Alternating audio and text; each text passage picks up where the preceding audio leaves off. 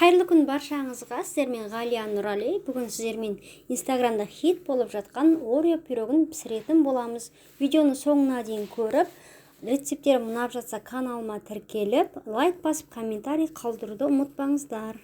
Алдымен бір жұмыртқамызға бөлме температурасындағы сары майымызды қосып, қантымызды қосып, жақсылап араластырып аламыз.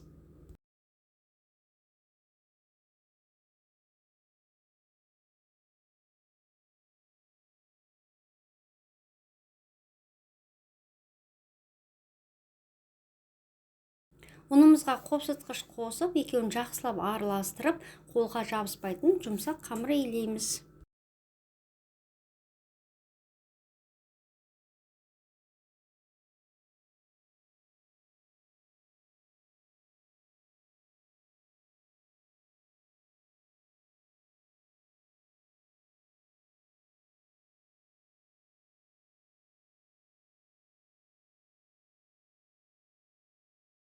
Дайын болған қамырымызды салмасын дайындағанша тоңазытқышқа салып қоя тұруға болады.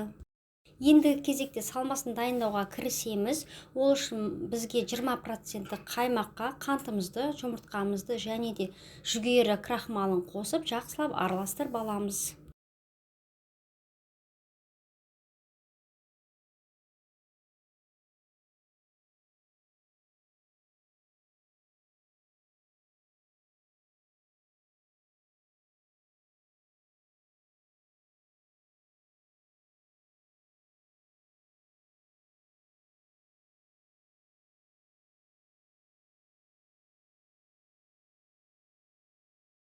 Салмамызды біркелкі массаға келтіріп алғаннан кейін, оның үстінен ұсақталған Орео печеньелерін қосып, тағы бір рет жақсылап араластырып аламыз.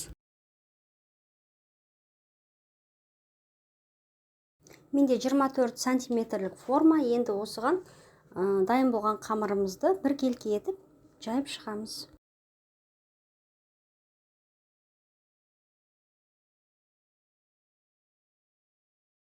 Пешімізді міндетті түрде алдын ала 180 градуста қыздырып қоямыз. Салмасын толықтай құйып болғаннан кейін бетіне Орео печеньелерін қойып әсемдеп шығамыз. Және де 30-35 минут көлемінде пісіріп аламыз. Орео печеньесінің өзі бұл пирогқа ерекше бір дәм беретіндіктен сіздерге үйде жасап көруге барлықтарыңызға кеңес беремін. Отбасы мүшелерінің барлығына ұнайтынына өте сенімдімін. Міне біздің пирогымыз дайын болды. Пирогты толықтай суығаннан кейін ғана формадан алып кесуге кеңес беремін. Барлықтарыңызға ас болсын.